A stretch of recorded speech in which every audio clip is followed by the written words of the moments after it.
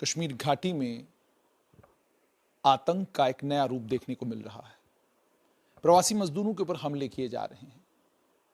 प्रवासी मजदूरों में एक वो भी मजदूर था जिसके जो 13 परिवार के लोगों का एकमात्र सहारा था। एक बाप वो भी था जिसके 4 बच्चे हैं और उनका एकमात्र सहारा वो तरखान बाप था। उसे भी मार दिया गया, उसे भी शहीद कर दिया गया। अरविंद कुमार, उसे भी शहीद कर दिया गया। प्रवासी मजदूर भाग रहे हैं वहां से। जम्मू रेलवे स्टेशन पर, बस स्टैंड पर स्ट्रेट लाइन की टीम भी उनसे बात कर रही है। एक बात वो ये जरूर कह रहे हैं कि खौफ है, डर है, हम घाटी छोड़कर जा रहे हैं, लेकिन साथ में जो वो दूसरी बात बोलते हैं वो ये विश्वास कराता है, ये यकीन कराता है कि भारतीय लोग डरते और घबराते बिल्कुल भी नहीं हैं, बल्कि हालात के मुताबिक इधर से उधर होते हैं। वो ये कहते हैं कि हम घाटी से जा तो रहे हैं, जब हालात ठीक हो जाएंगे फिर वापस आएंगे। लेकिन इन आतंकी हमलों को कैसे देखा जाए, आखिरकार ये हो क्या रहा है, इसी पर बात करने के लिए मेरे साथ हैं एकजुट जम्मू के चेयरमैन एडवोकेट अंकुर शर्मा। अंकुर जी, सबसे पहले मुझे ये बताइए कि वादा तो ये था कि 5 अगस्त 2019 के बाद व्यवस्था बदलेगी, हालात बदलेंगे और जो कुछ 5 अगस्त 2019 से पहले हुआ है वो अब नहीं होगा। ये प्रवासी मजदूरों पर जो हमले हो रहे हैं, आप कैसे इनको देखते?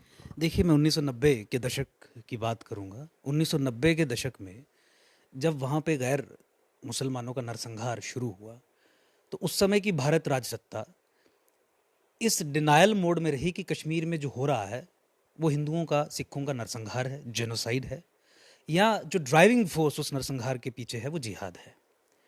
चूंकि भारत सरकार ने, इंडियन एस्टैब्लिशमेंट ने, भारत के राजतंत्र ने इस सच्चाई पे पर्दा डाला और डिनायल मोड में रहे, इसीलिए ये आज की घटनाएं निरंतरता से चल रही हैं।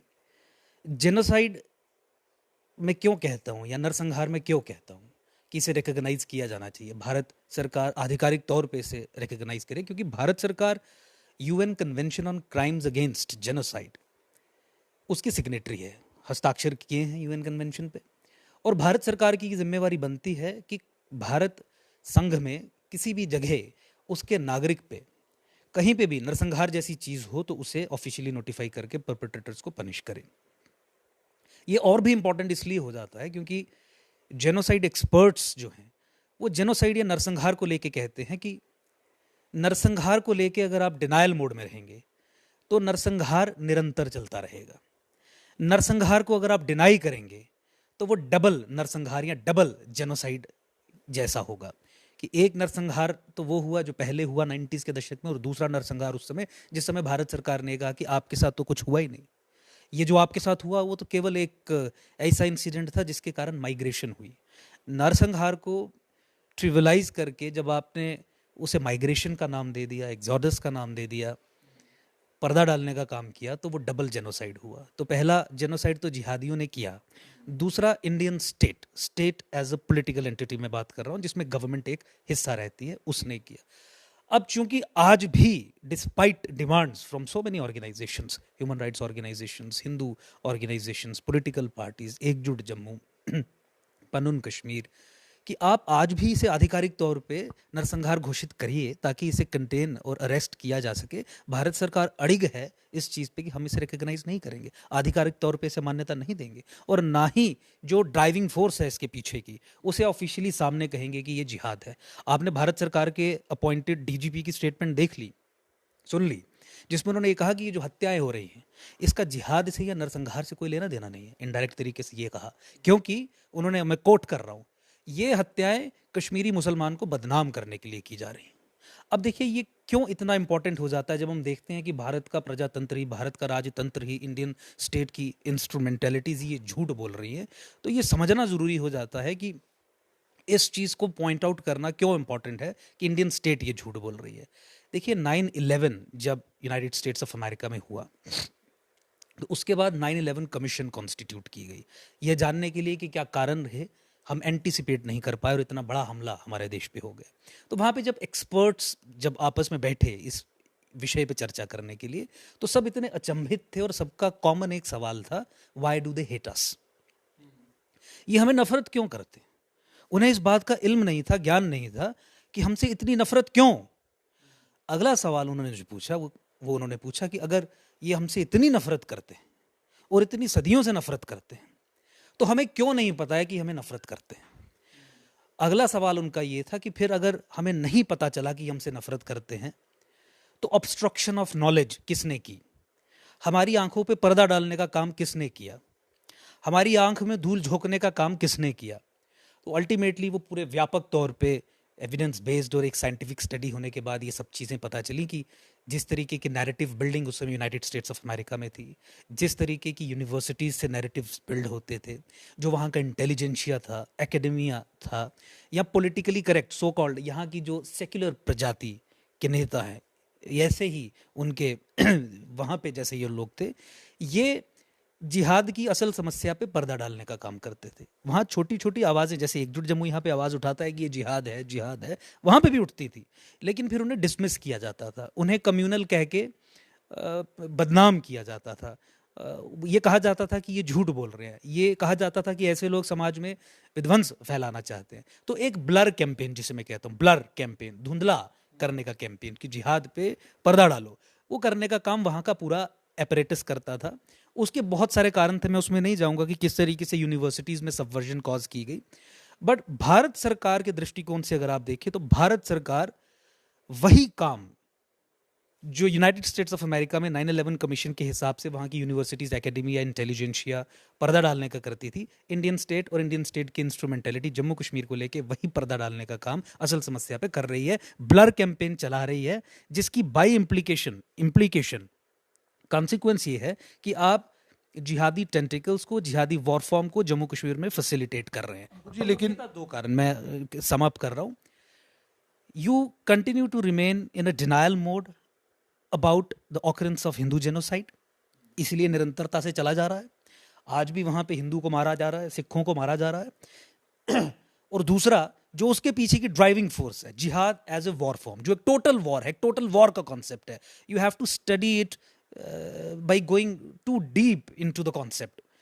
उसको कहने से भी, उसका नाम पुकारने से भी भारत सरकार कतराती है, और जो भी कहता है कि ये जिहाद है, उसके कहने के बाद एक ब्लर कैंपेन चलाती है ताकि सच्चाई लोगों के सामने आ ना जाए। अंकुर जी, मैं आपसे ये जानना चाहता हूँ, जब हम जम्मू कश्मीर पुलिस के पूर्व रिटायर्ड पुलिस ऑफिसर से बात करते हैं, या अभी जो इस समय ग्राउंड पर जो लोग काम कर रहे हैं, जब हम उनसे बात करते हैं तो वो ये कहते हैं कि आतंकवादी फ्रस्ट्रेट हो चुके हैं। वो जब हमारे साथ हम पर हमला करते हैं तो जो रिस्पांस उनको मिल रहा है, जिस तरीके से निरंतर उनके सारे कमांडर मारे जा रहे हैं और ज़बरदस्त लॉसेस उनको जो है सफ़र हो रहे हैं, उसका नतीजा ये है कि अब उन्होंने सॉफ्ट टारगेट जो है वो चुनना शुरू कर दिया है। उसमें वो ये कहते हैं कि जब आप देखते हैं घाटी के अंदर, तो एक मोहम्मद शफी वानी को भी वो गोली मार देते हैं और अरविंद कुमार को भी मारते हैं। एक तरफ अरविंद कुमार को शहीद करते हैं, दूसरी तरफ सगीर अहमद को भी शहीद करते हैं। तो वो ये कहते हैं कि आतंकी इस वक्त फ्रस्ट्रेशन में है और उस फ्रस्ट्रेशन का नतीजा ये है कि वो ये कर रहे हैं। और आज एक और खबर आई है जिसमें ये कहा जा रहा है कि जो भारत सरकार की कोशिश है कि देश के विभिन्न भागों से लोग आकर जो है कश्मीर घाटी में इन्वेस्ट करें, और वो इन्वेस्टर जाहिर सी बात है वो दिल्ली का होगा, बॉम्बे का होगा, यूपी का होगा, बिहार का होगा, उनको डराने के लिए ये सब कुछ किया जा रहा है। Do you buy this narrative और you feel that this is not the? यही नैरेटिव जो है ये इस्टेब्लिश करता है कि भारत सरकार उसकी स्टेट इंस्ट्रूमेंटेलिटी से ये ब्लर कैंपेन चला रही है, ये पर्दा डालने का काम कर रही है, देश की जनता की आंखों में धूल झोंकने का काम कर रही है। मैंने आपको डिनाइल ऑफ जेनोसाइड और जिहाद एज ए वॉर फॉर्म, उसको एक्नॉलेज ना करने का तथ्य और उसकी जो इम्प्लीकेशंस हैं उसके बारे में अभी मैंने बताया। दूसरा, ये नैरेटिव बिल्ड करने की कोशिश की जा रही है कि देखिए मुसलमान भी तो मर रहा है। शायद भारत सरकार, अब जैसे उमर अब्दुल्ला या फारूक अब्दुल्ला, इन्होंने भी ये कहा कि देखिए मुसलमान भी तो मारा जा रहा है, एक ही लाइन पे आपको नजर आते हुए दिखेंगे।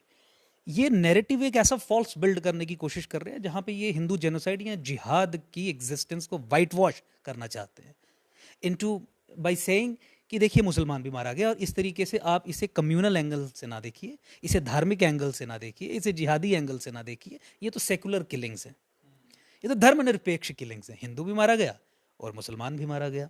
दूसरी चीज़, तीसरा, आपने पुंछ के इंसिडेंट्स को देख लिया होगा। पुंछ में जो इंसिडेंट हुआ है वो सॉफ्ट टारगेट्स नहीं थे। चौथी चीज़ आपको रिकग्नाइज करनी है कि आतंकवाद किसी भी जगह पे तब तक परमानेंटली नहीं रह सकता या फलता फूलता पनपता नहीं है जब तक लोकल सपोर्ट वहाँ पे ना हो।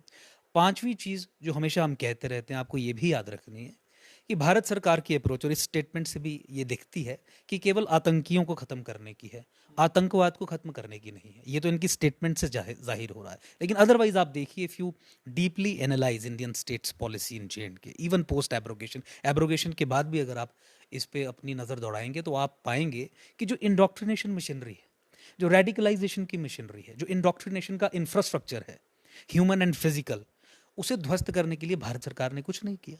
जमाते Islami is an agriculture of terror.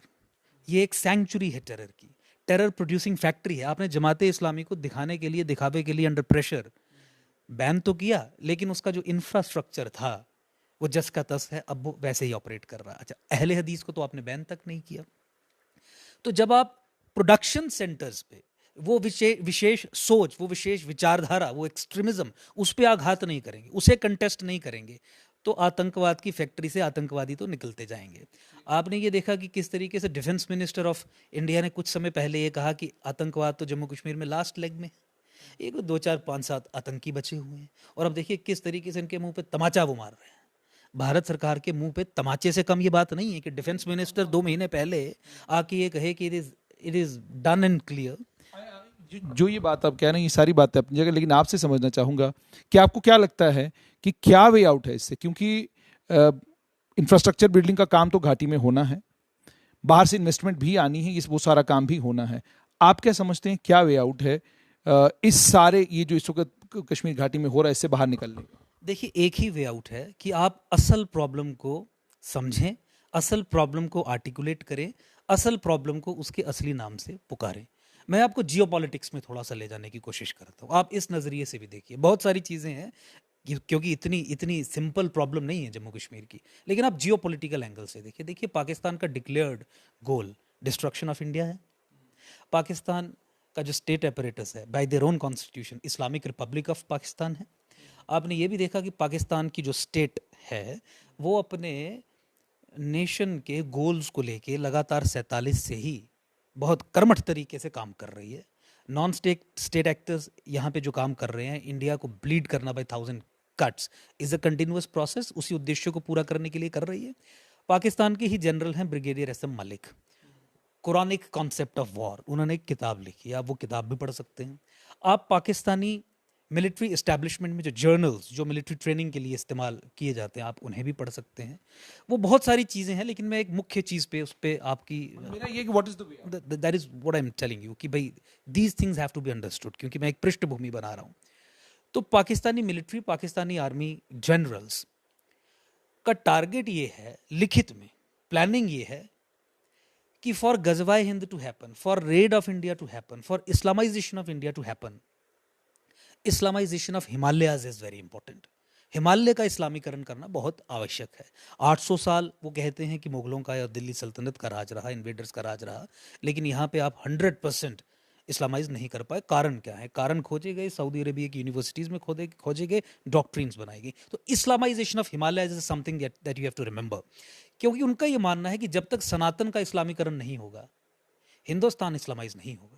सनातन का इस्लामीकरण करने के लिए आपको हिमालय का इस्लामीकरण करना है, अमरनाथ का इस्लामीकरण करना है, वैष्णो देवी का इस्लामीकरण करना है, चिच्ची माता का इस्लामीकरण करना है, शुक्राला माता का इस्लामीकरण करना है, हिमाचल में जो मंदिर हैं, मठ हैं, जो हिंदू पीठ हैं, उनका इस्लामीकरण करना है, उत्तराखंड में आपको 4 धाम का इस्लामीकरण करना है।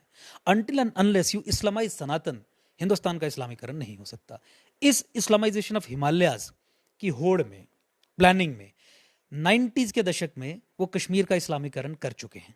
Kashmir is 100% Islamised society. वहाँ की सोसाइटी भी एक पैरामिलिट्री सोसाइटी की तरह है, जो अलगाववाद को, आतंकवाद को संरक्षण देने का और उनके लिए एक बंकर का काम करती है। एक अन्य डिबेट है। लेकिन कश्मीर के बाद आप जम्मू में आ जाइए। जम्मू प्रोविंस में स्टेट स्पॉन्सर्ड तरीके से, यानी कानून बना के, मुख्यमंत्री द्वारा आदेश पारित करवा के, इलीगल धर्म विशेष के इमिग्रेंट्स को स्ट्रेटेजिक लोकेशंस पे सेटल करके, आपके रिवर बेड्स पे, फॉरेस्ट लैंड्स पे, स्टेट लैंड्स पे एक धर्म विशेष के लोगों को स्थापित करके लैंड जिहाद करने का काम या जम्मू को इस्लामाइज करने का काम या प्रोसेस चल रहा है, निरंतर वो चल रहा है।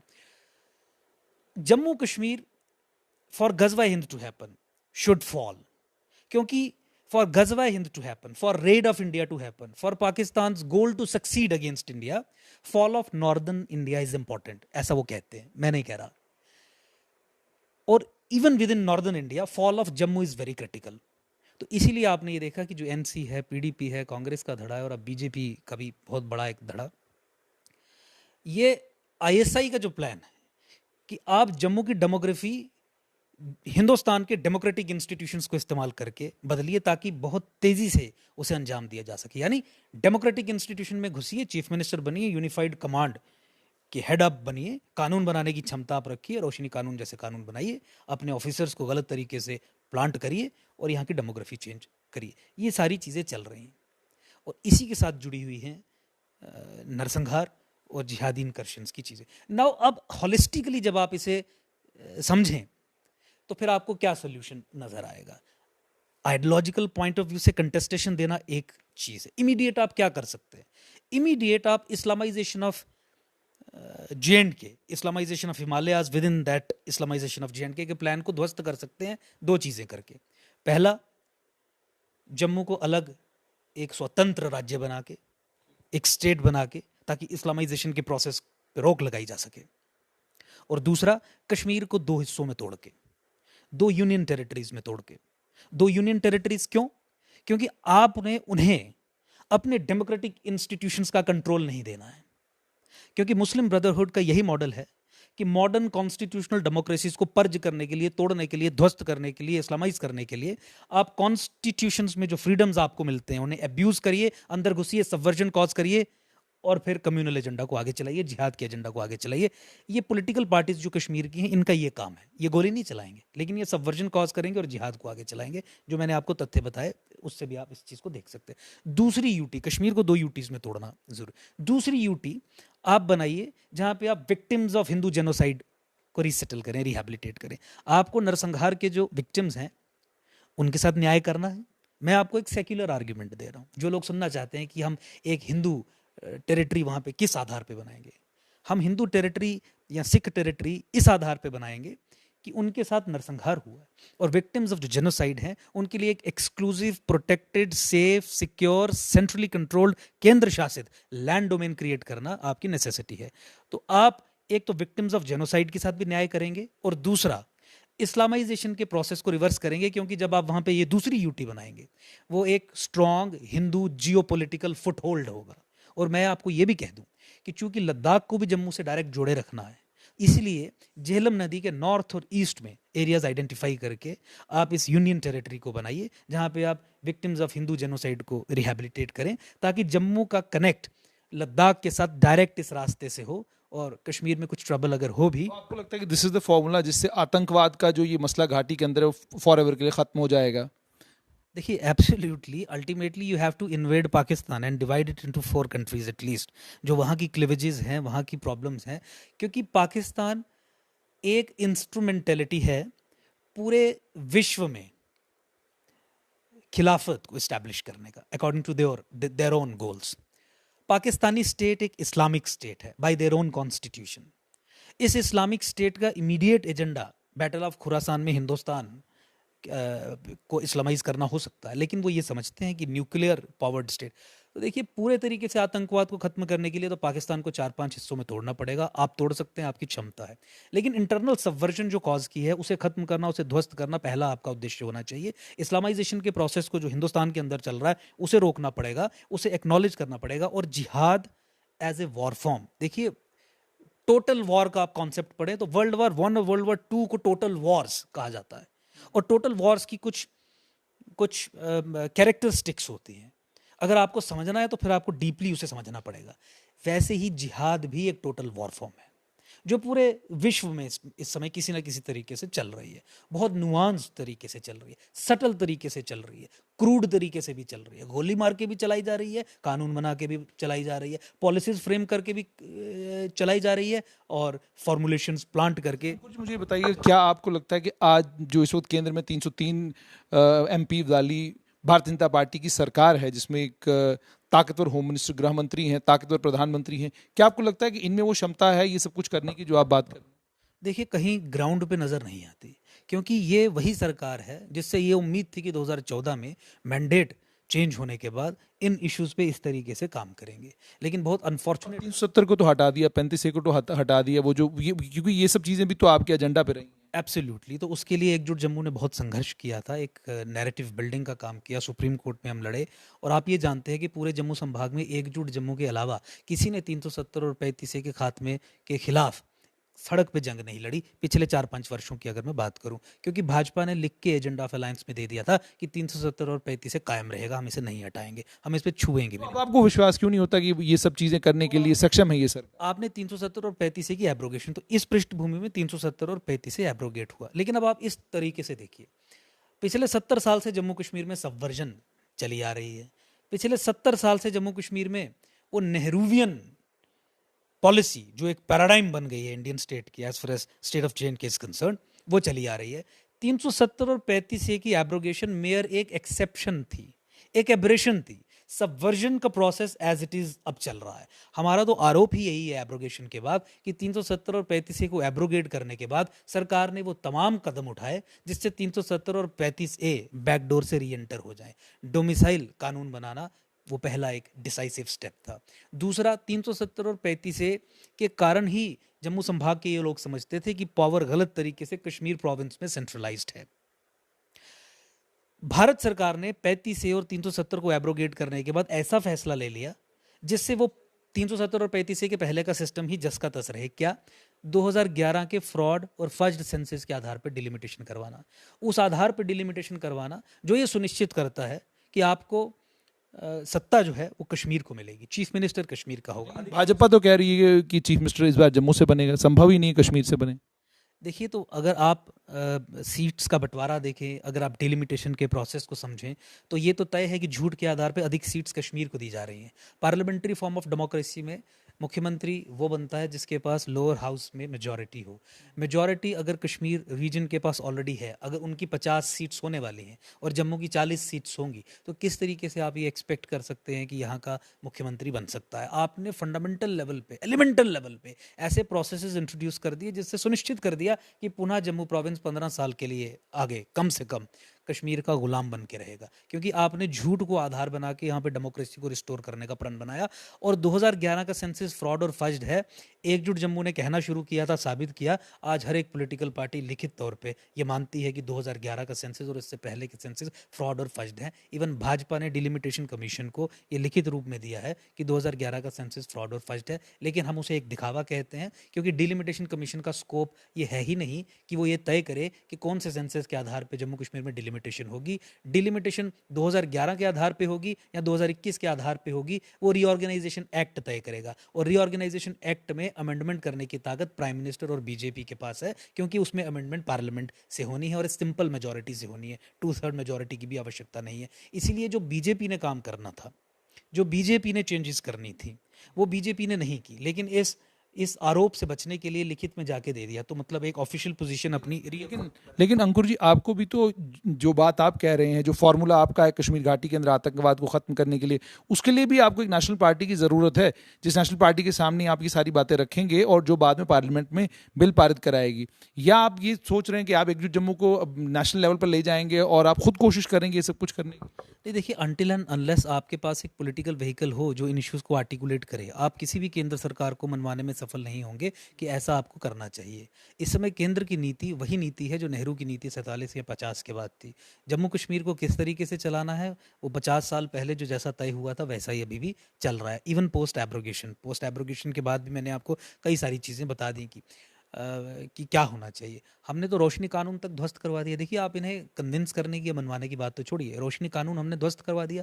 यानी लैंड जिहाद का एक लेजिस्लेटिव टूल जो बहुत सिनिस्टर और बहुत खतरनाक टूल था, व्यापक तौर पे जिसके थ्रू इम्प्लीमेंटेशन हो रही थी पाकिस्तान और ISI के इस प्रोजेक्ट की, उसे ध्वस्त करवाया। लेकिन उस जजमेंट की इम्प्लीमेंटेशन करने की बजाय उसे स्टॉल करने का काम किसने किया? बीजेपी ने। कैसे किया? उन्होंने हाई कोर्ट में रिव्यू पिटीशन फाइल कर ली और फाइलिंग ऑफ रिव्यू पिटीशन को अब एक बहाने के तौर पे लिया जा रहा है कि हमें जजमेंट को इम्प्लीमेंट नहीं करना है, जबकि कोर्ट से कोई उन्हें रिलीफ नहीं मिला है। कोर्ट ने कोई मेरा अंकुर जी सवाल ये है कि आपको जो भी कुछ करना है जम्मू कश्मीर को लेकर, या जो भी आपका फॉर्मूला है, वो होगा तो केंद्र के ही जरिए। तो केंद्र में आप कौन सी ऐसी सरकार आएगी जो आपको लगता है कि आपकी बात सुनेगी और आपकी बात सुनकर जम्मू कश्मीर के मसले का हल?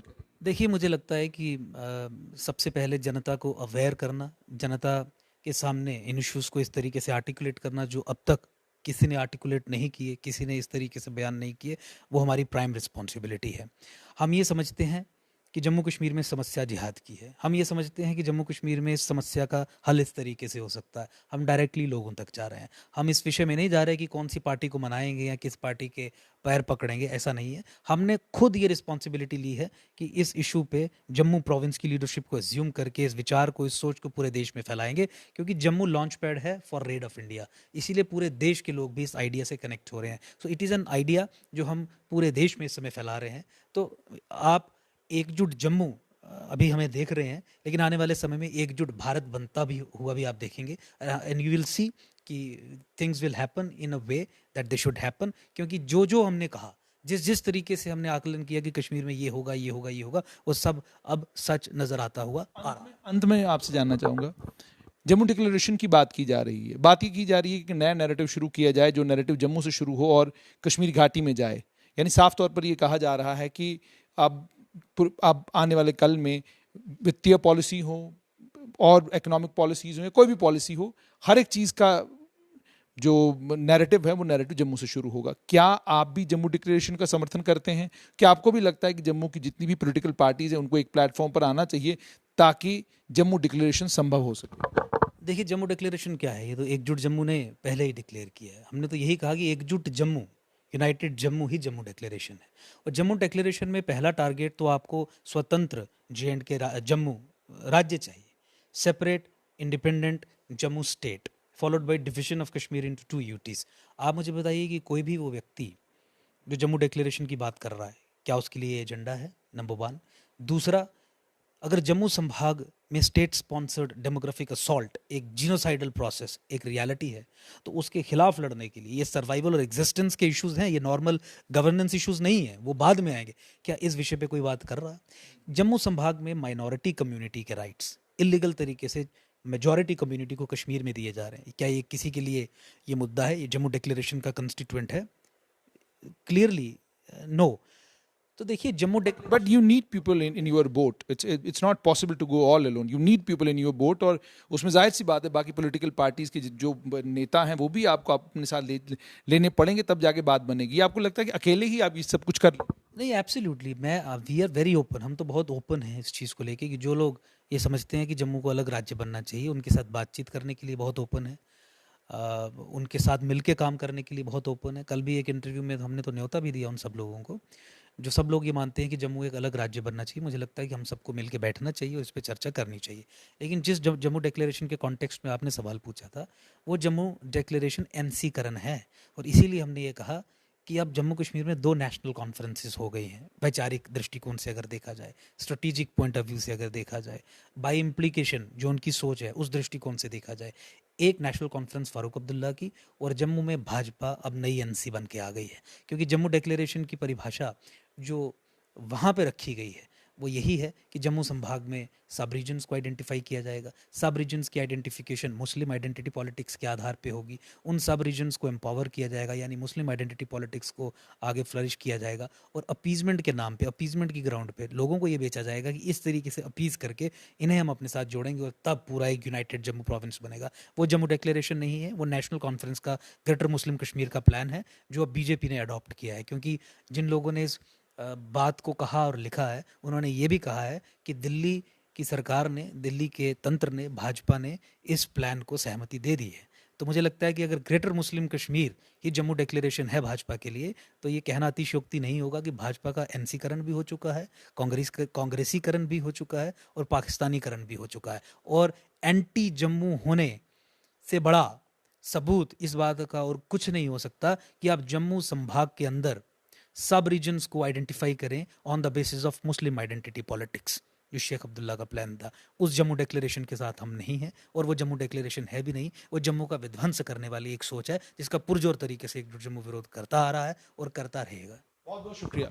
तो ये थे एकजुट जम्मू के चेयरमैन अंकुर शर्मा। एडवोकेट अंकुर शर्मा से आपने साफ तौर पर ही सुना, ये कहते हैं कि जम्मू कश्मीर में जो इस वक्त हालात बने, इन हालात का एकमात्र सलूशन ये है कि आप जम्मू को स्टेटहुड दें और कश्मीर घाटी को 2 यूनियन टेरिटरीज में बांटें। और साफ तौर पर इन्होंने एक और बात कही है कि आज आप एकजुट जम्मू देख रहे हैं, आने वाले कल में आप एकजुट भारत देख सकते हैं। और तीसरी बात यह कही कि जम्मू डिक्लेरेशन के नाम पर भारतीय जनता पार्टी का एनसीकरण हो चुका है।